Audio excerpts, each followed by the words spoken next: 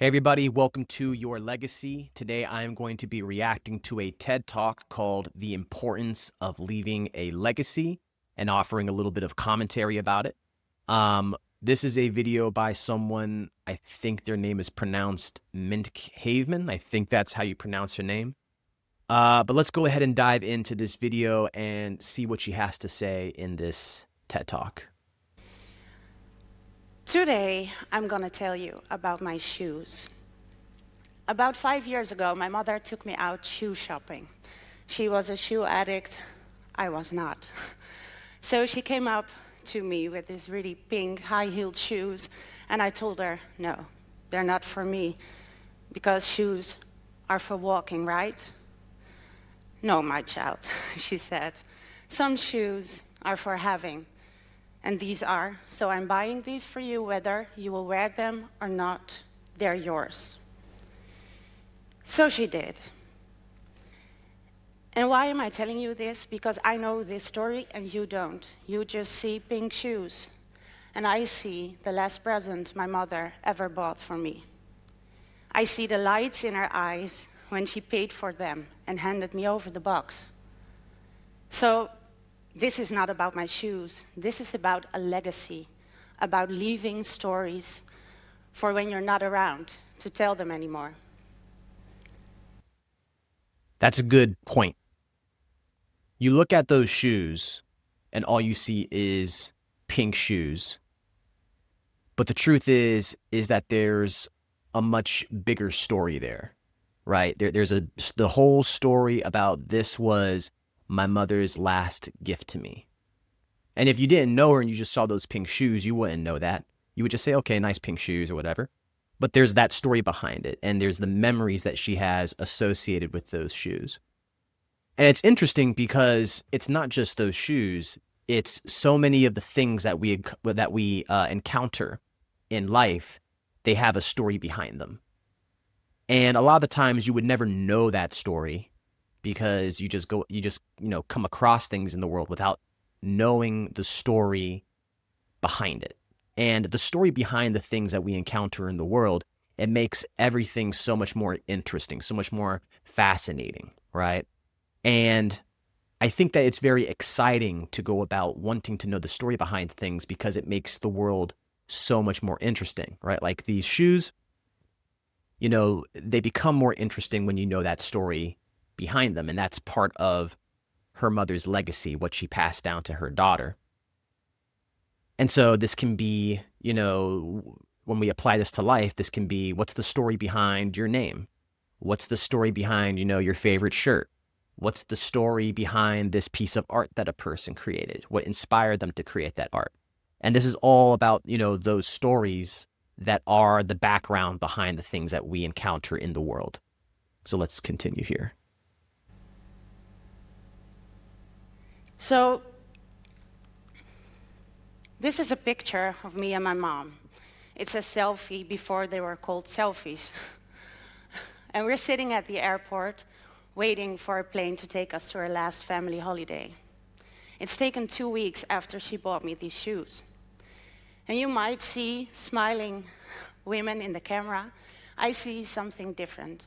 I see myself 3 months pregnant with my first child, and I see my mother with a death sentence called very aggressive tumor, not treatable. We knew this was going to be our last holiday, and we knew I was going to be a mom while losing my own mom. So 2 months after this picture was taken, I wore these shoes to our cremation with pride. This is Wow. So that's got to be really rough as like in the position of her mother, it's got to be really rough knowing that you are going to pass away before your granddaughter or your grandchild is born, right? Because that's your biological legacy, right? You see a bit of your own reflection. I wouldn't say reflection, but you can see a bit of your own features in obviously your child, but also in your grandchild. And you see that continuing throughout the generations. Obviously, when it comes to biological legacy, like your genes, that depletes a bit with each generation, but still you can see it. And to know that due to your illness, you're barely, just barely going to miss the opportunity to meet your granddaughter, that's got to be rough. It's a picture of my father at a to me unknown location with an unknown person wearing remarkable clothes. And I wish I could tell you more about this picture, but I can't. I just don't know the story behind this, and there are a lot of stories I don't know about. So, my father died a year before my mother did, and a similar tumor killed him. Age 26, I became an orphan. And that was something I didn't expect, and it happened really fast. And there I was with all these pictures and no stories. There were sitting a lot of strangers under our Christmas trees. So I did not only lose my parents, I lost their stories as well. Now, notice what she said. She said she has the picture, like this picture of her father, but she doesn't have the story behind it. And it's interesting to note that because we currently live in a time where with social media, people love to take pictures. People are posting lots and lots of pictures, selfies, or pictures of them doing certain things. But a lot of the time, if you go on like Instagram, people will post a picture and they'll maybe have like a little catchy phrase or something like that, but they don't really tell the story behind the picture.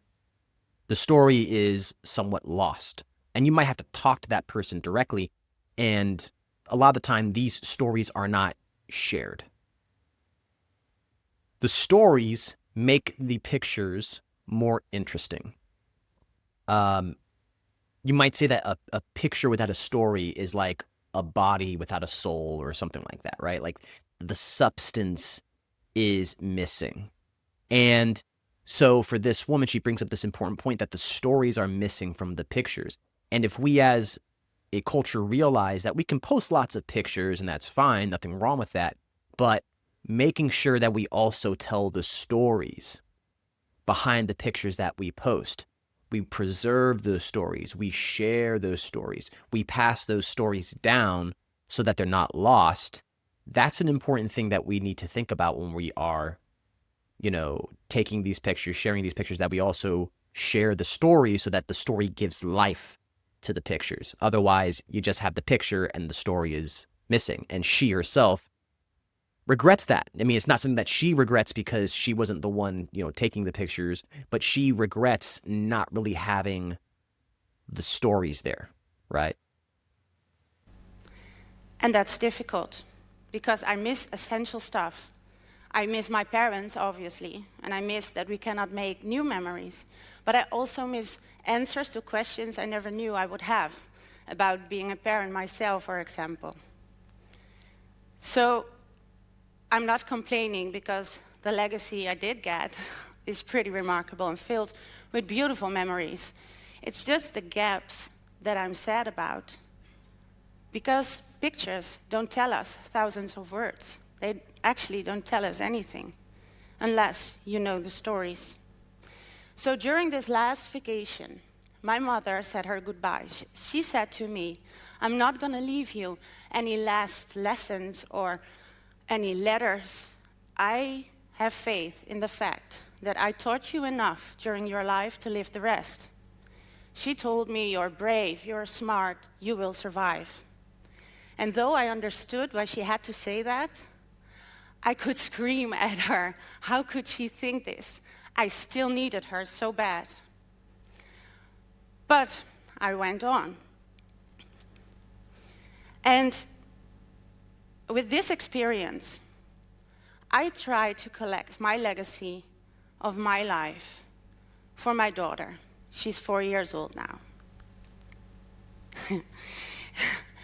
And this may sound like I'm living with death in the back of my head, but I'm not. I'm living a pretty happy life, and I get caught up in everyday stuff like all of you.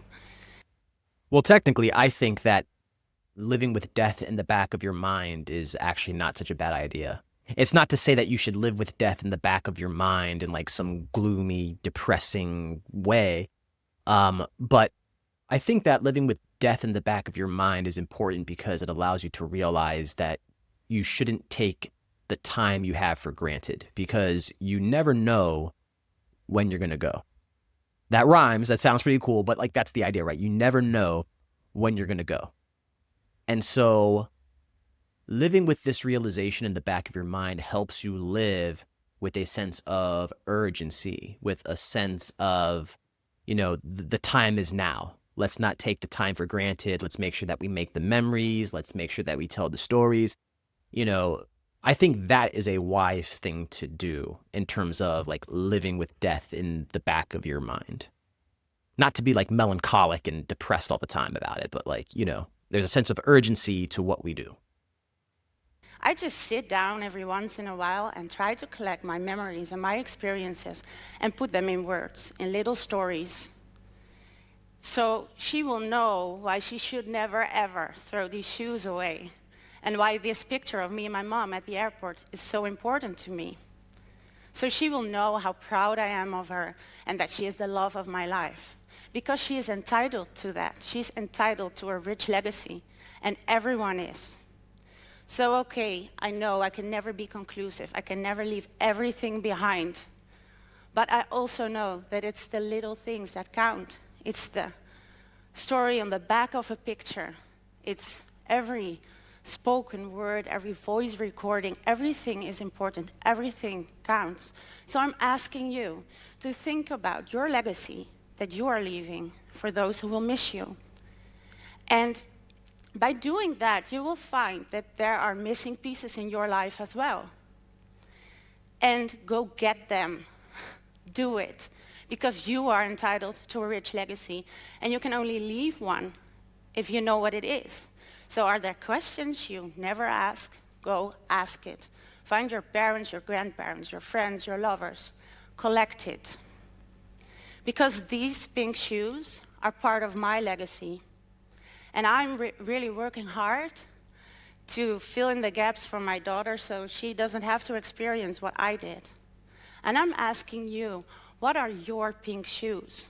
What is it you want to leave behind when you're not around anymore to the ones you love? Thank you. And that's what I'm going to leave you all with. That's the question. What are your pink shoes?